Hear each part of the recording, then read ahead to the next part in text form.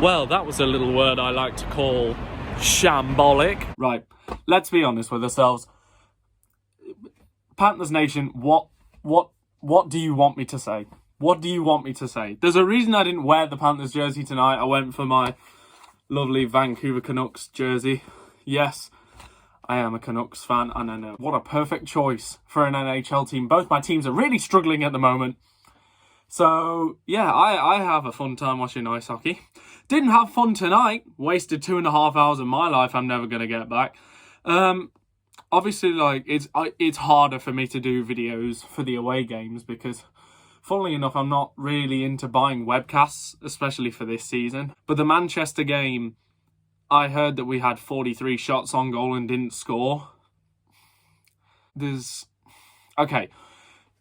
Brodeur could have had a fantastic game. We could have just fired every single shot at him. So it's one of those two things. It's either we can't score or Brodeur just stopped everything.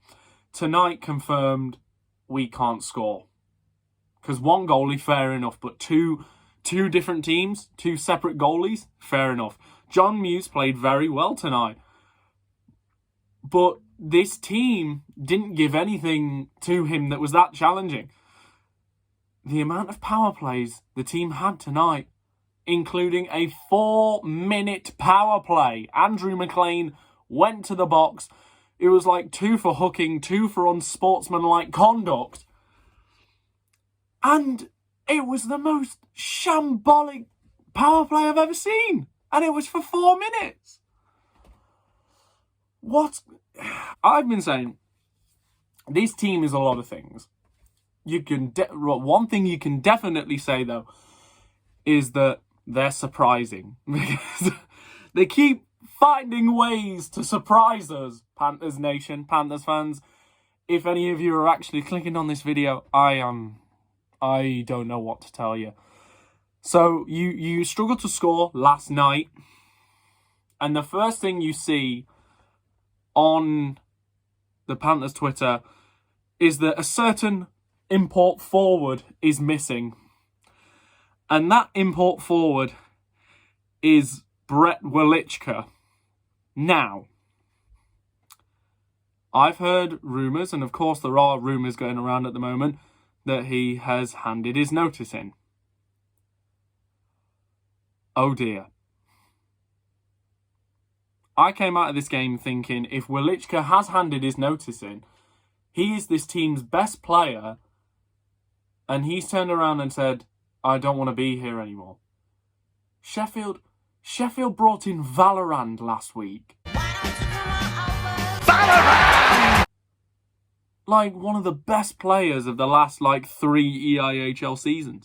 Sheffield brought in Valorant. Valorant! Can you imagine, the Panthers bringing in, Sam Herr for a playoff? But no, you can't. You can't. Because why would players want to come back here when nothing happened? Where they could just go to other teams and have more success. Or get better pay. Is the team budget still too small? Neil Black? I don't know. A lot of people saying it is. But yeah, so if Walitzker is gone, then we're in massive trouble. Because everyone always says on this team, everyone always says in the Panthers fan base, they say, oh, this team can't score. Wrong. One player can score. Brett Walitzker is 4th in goals in the EIHL. He is 4th. Think how many players there are in the EIHL. Only 3 players are better than him at scoring goals.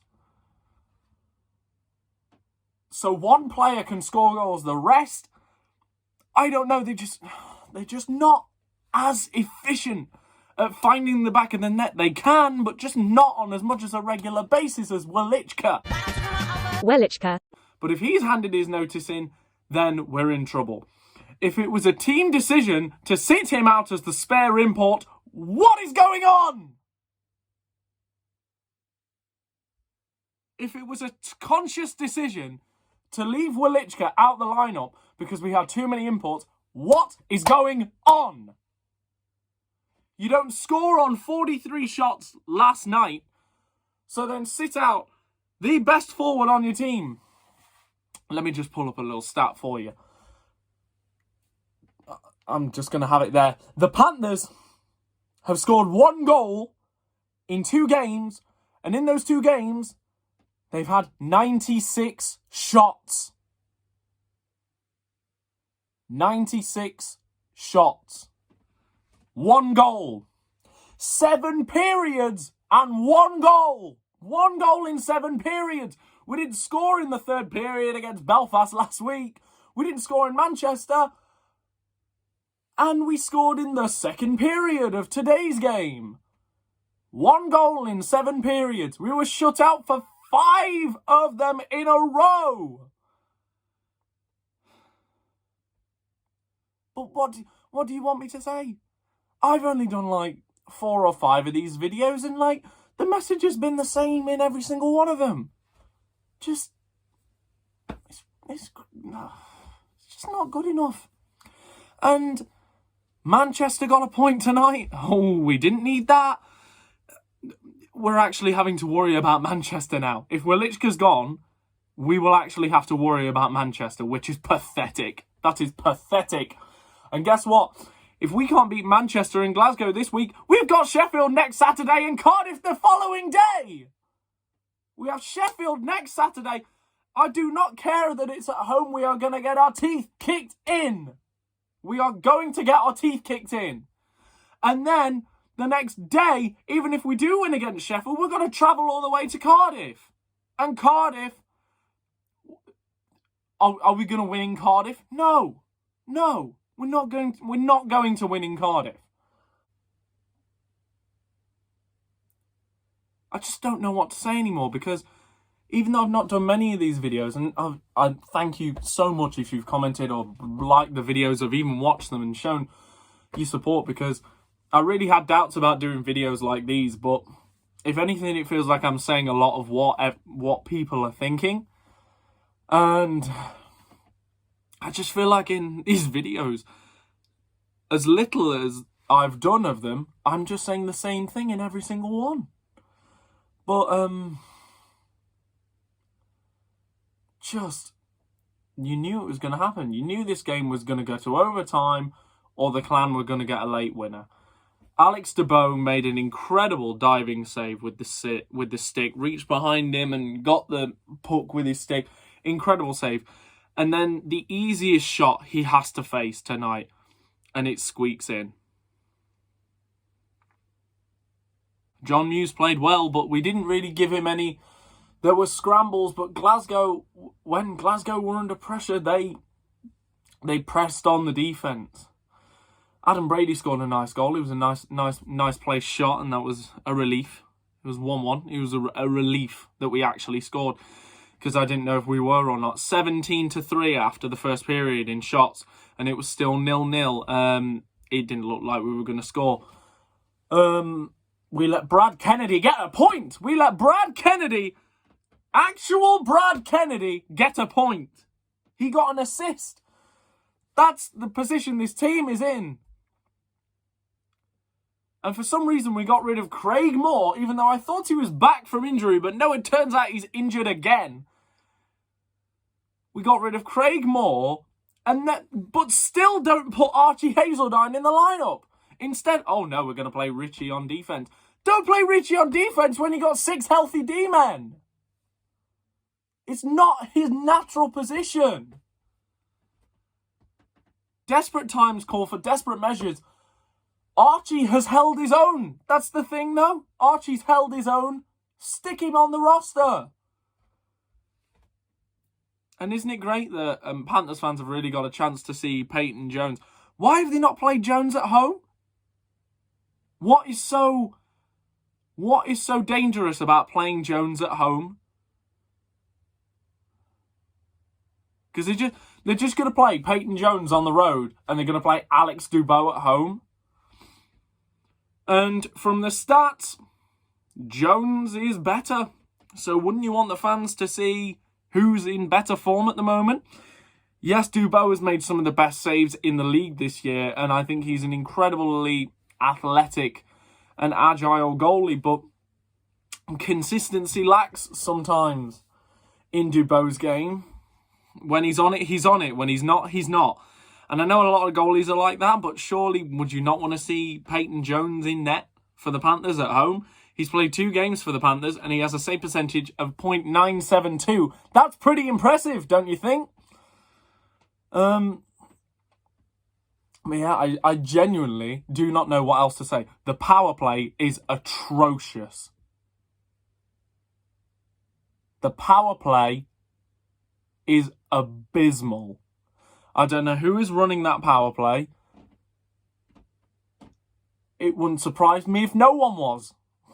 But yeah, time for a really serious question before I wrap up, because not gonna lie, I don't really want to talk about this game for much longer. I wasted 2.5 hours of my life. The only redeeming factor was that it was 80s night, another themed night, you know. You can't have a team that wins games, but you can have brand new themed nights. Because yay, fan engagement, building a strong team that will compete for a league title for years to come.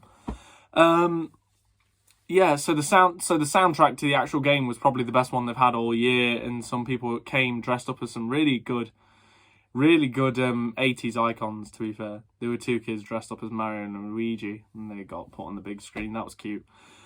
There was a guy dressed as Freddie Mercury a couple seats away from me, and that was good. Okay, I'll give him that. That was really good. But yeah, we're not in a good place. We are really not in a good place. And if the rumours about Walitzker are true, Walitzker, we are fighting to even make the playoffs then at this point, unless we sign another person. But how many more signings can we actually make? When's the deadline? What's the limit of people you can sign? Because we've had Richie signed in, Jones, Levin, Lindgren. I don't know what the limit is on players, but we're really not in a good way at the moment.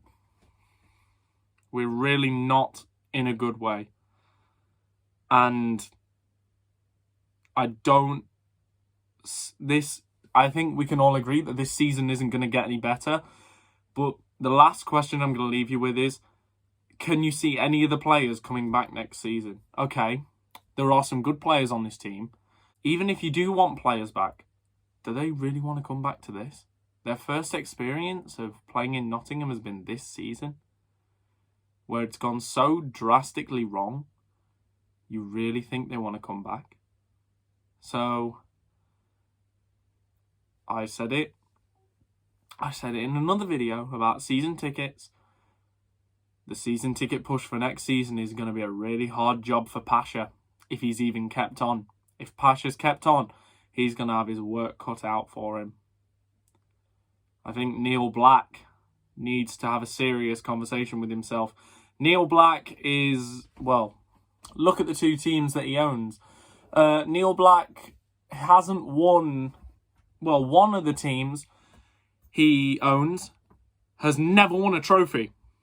I don't care if they've won conference trophies, they don't really count. The Clan have made it through to the Final Four once in their existence.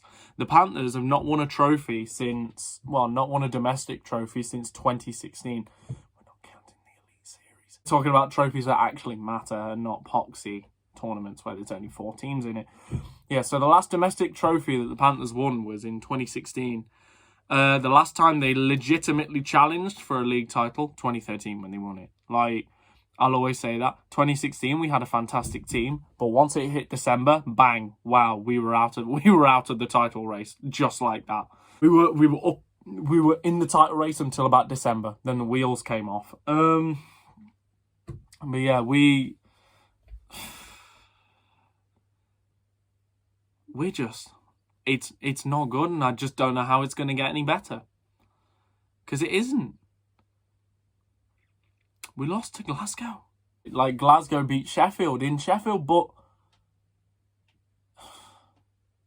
96 shots in a weekend and you score 1 goal.